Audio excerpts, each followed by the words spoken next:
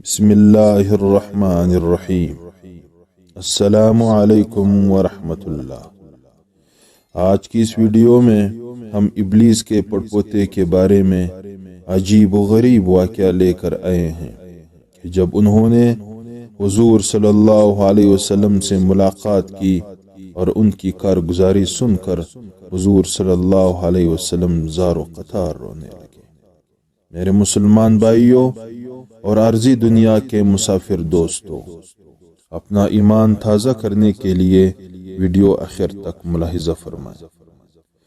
حضرت عمر رضی اللہ تعالی عنہ بیان فرماتے ہیں کہ ہم جناب رسول اللہ صلی اللہ علیہ وسلم کے پاس تہامہ کے پہاڑوں میں سے ایک پہاڑ پر بیٹھے تھے۔ ایک بوڑھا اپنے ہاتھ میں عصا لے کر سامنے آیا اور سرکار حضور صلی اللہ علیہ وسلم کو سلام کیا۔ آپ نے سلام کا جواب دے کر اس کو اس کی زبان میں پوچھا، تم کون ہو؟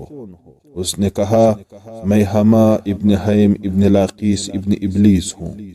آپ علیہ السلام نے فرمایا، تیرا اور شیطان کے درمیان صرف 2 باپوں کا فاصلہ ہے، تو نے کتنا زمانہ طے کیا ہے؟ کہا، میں نے دنیا کی عمر پوری کی ہے، بس تھوڑی سی اور باقی ہے۔ جن راتوں کو قابیل نے حابیل کو قتل کیا تھا، اس وقت میں چند سال کا بچہ تھا، بات سمجھ لیتا تھا، تھیلوں کو پلنگتا تھا، کھانا خراب کرنے کا اور قطع رحمی کا حکم کرتا تھا۔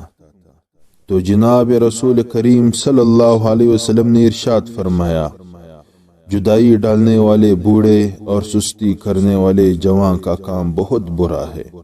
اس نے کہا، آپ مجھے اس بارے میں معاف فرمائیں، میں اللہ تعالیٰ سے توبہ کر چکا ہوں۔ حضرت نوح علیہ السلام کے ساتھ ان کی مسجد میں ان لوگوں کے ساتھ تھا جو ان کی قوم میں سے ان پر ایمان لائے تھے۔ میں ہمیشہ ان کو ان کے اپنی قوم کو دعوت پر سخت سست کہا کرتا تھا، حتیٰ کہ وہ خود بھی رو پڑے اور مجھے بھی رلا دیا۔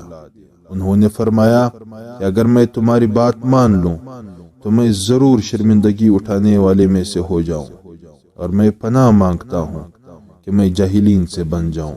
میں نے عرض کیا تھا، اے نوح، میں ان لوگوں میں سے ہوں جو قابیل ابن ادم کے سعادت مند شہید کے خون کرنے میں شریک تھے۔ کیا آپ اب اللہ تعالیٰ کے ہاں میری توبہ کی قبولیت پاتے ہیں؟ انہوں نے فرمایا، اے حما، خیر کی نیت کر اور حسرت اور ندامت سے پہلے بلائی پر لگ جا۔ اللہ تعالیٰ نے جو مجھ پر نازل فرمایا ہے، میں نے اس میں پڑھا ہے کہ جو شخص اپنی پوری دینداری کے ساتھ اللہ تعالیٰ کے سامنے توبہ طائب ہوتا ہے، اللہ تعالیٰ اس کی توبہ کو قبول فرماتے ہیں۔ اٹھ، وضو کر اور 2 رکعت پڑھو۔ تو میں نے اسی وقت عمل شروع کر دیا جس کا انہوں نے مجھے حکم فرمایا تھا۔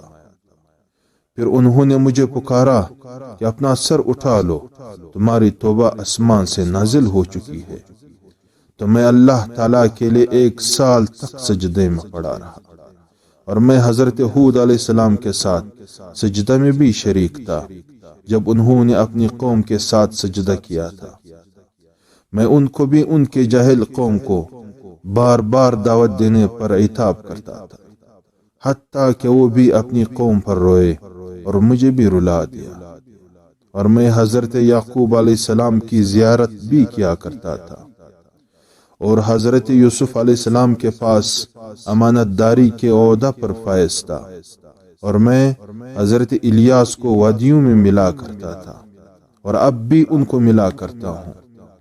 میری حضرت موسیٰ علیہ السلام سے بھی ملاقات ہوئی تھی، انہوں نے مجھے تورات سکھائی تھی اور فرمایا تھا، اگر تم حضرت عیسیٰ علیہ السلام سے ملاقات کرو تو ان کو میرا سلام کہنا۔ اور میں حضرت عیسیٰ علیہ السلام سے بھی ملا ہوں اور ان کو ان کا سلام بھی پہنچایا ہے۔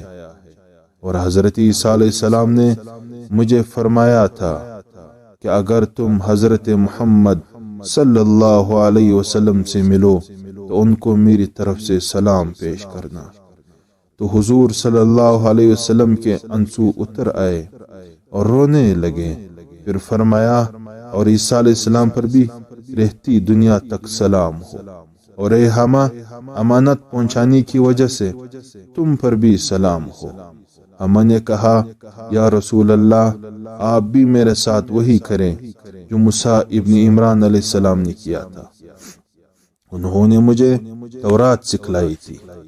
تو آپ علیہ السلام نے اس کو سورہ واقعہ، سورہ مرسلات، سورہ عما یتساءلون، سورہ اذا الشمس کورت، معوذتین اور قل هو اللہ احد سکھلائی، اور فرمایا اے ہمہ اپنی ضرورت ہمارے سامنے پیش کرو اور ہماری زیارت کرنا نہ چھوڑنا۔ حضرت عمر رضی اللہ تعالیٰ عنہ فرماتے ہیں پھر جناب رسول اللہ صلی اللہ علیہ وسلم اس دنیا سے جب پردہ فرما گئے اور اس کی ہمیں خبر نہ ہوئی، نہیں معلوم وہ زندہ ہے یا فوت ہو گیا ہے۔ رب کریم سے دعا ہے کہ اللہ تعالی ہمیں حضور صلی اللہ علیہ وسلم کی شفاعت نصیب عطا فرمائے، آمین۔